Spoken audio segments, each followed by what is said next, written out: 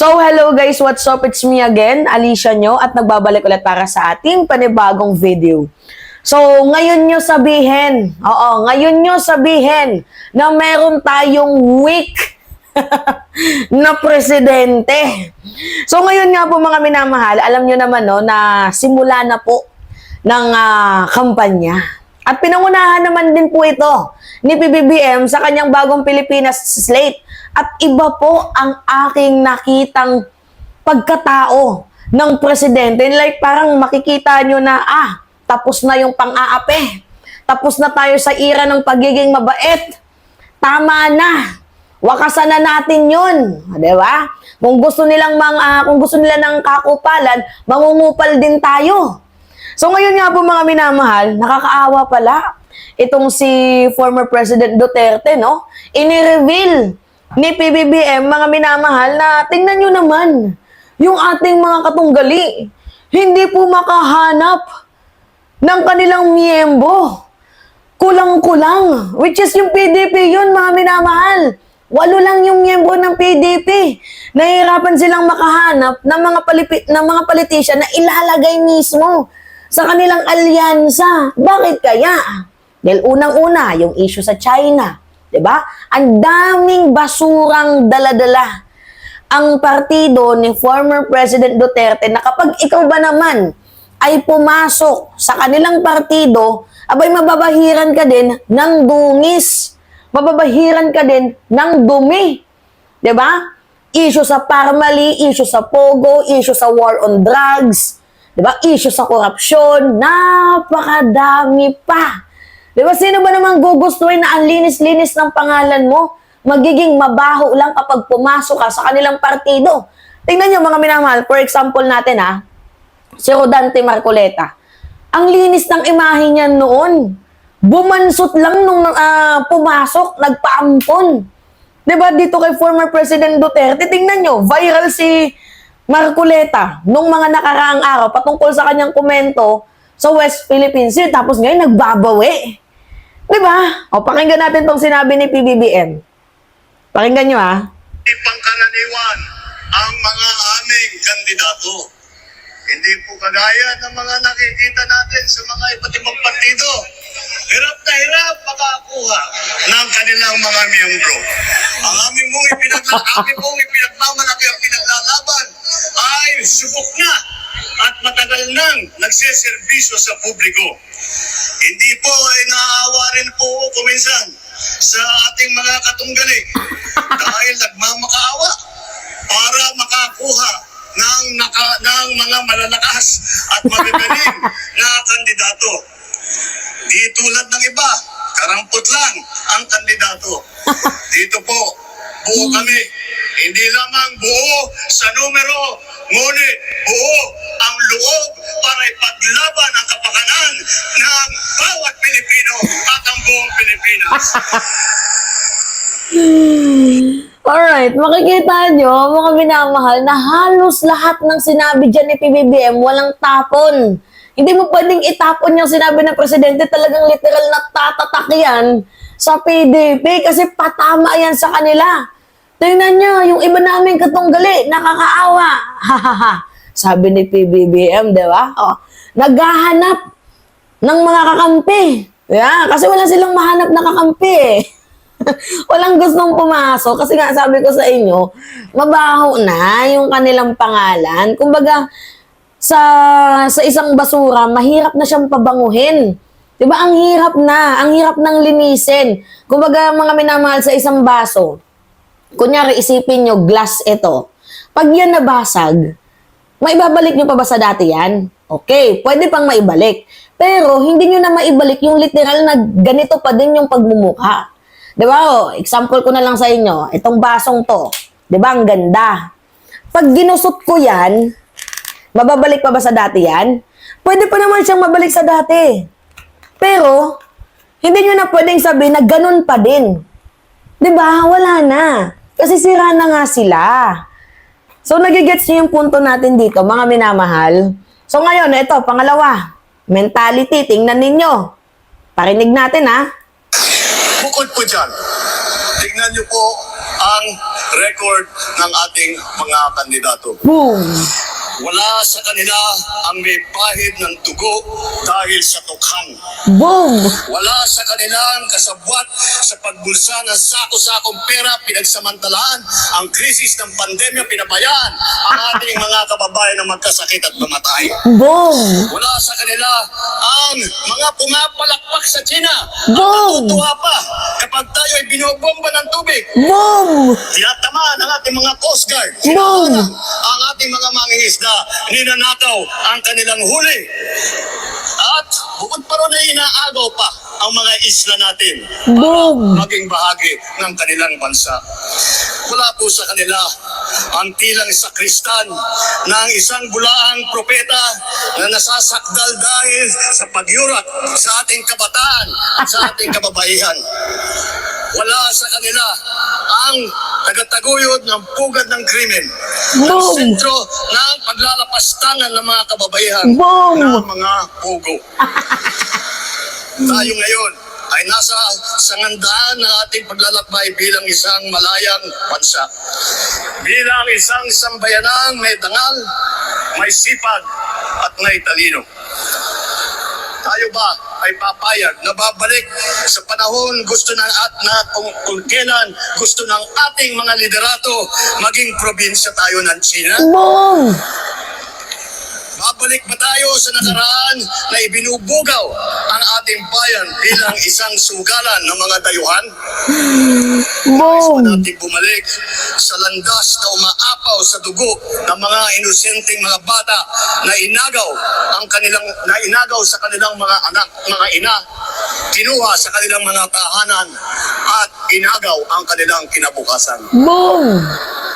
Walang nagnanais na Pilipino na mabalik tayo sa ganyang klaseng pagpatakbo. Kaya naman, makakatiyak po kayo na kapag ang ating mga kandidato ay naluklok sa Senado at sila ay nagsimula ng kanilang trabaho, asahan po ninyo na sila po ay hindi makikihalo, hindi makikilahok sa ganyang bagay na ating iniwanan na at na ayaw balikan. Boom! Grabe yun. Mga minamahal.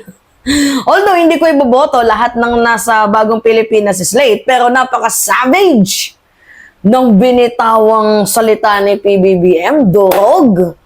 Talaga nga namang around the applause, mga minamahal.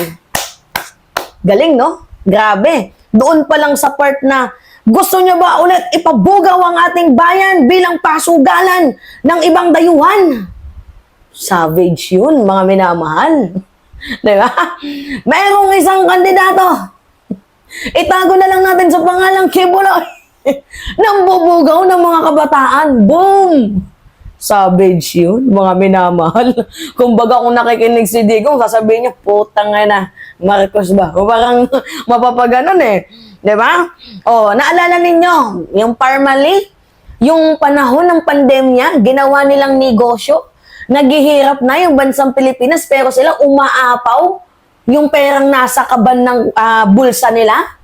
Imagine nyo yun mga minamahal, face mask. Tapos yung face shield, pinagkakitaan. Hindi naman talaga natin kailangan ng face shield eh. Ginawa lang nilang mandatory yun para meron silang pagkakitaan, pagkahuhutan. Imagine nyo yun, ginawang business, ang pandemic, nakakaiyak yun. Imagine nyo magkano yung face shield noon? 110? Diba? Nagigets ninyo? Tapos yung supplier nila, nasa kabaro lang din pala nila. May pera ang bansa pero nangutang pa. Tangina ninyo.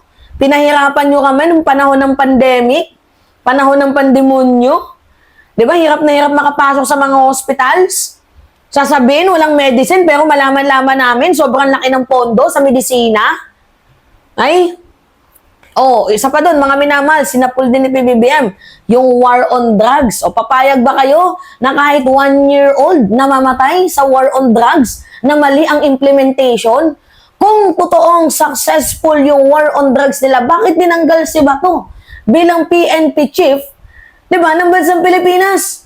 Kung successful ang war on drugs nila, bakit sila kinakalampag ng International Criminal Court? Kita ninyo, oy, savage to, mga minamahal, supalpal, no? Sakit nito sa bangs. 'Di ba?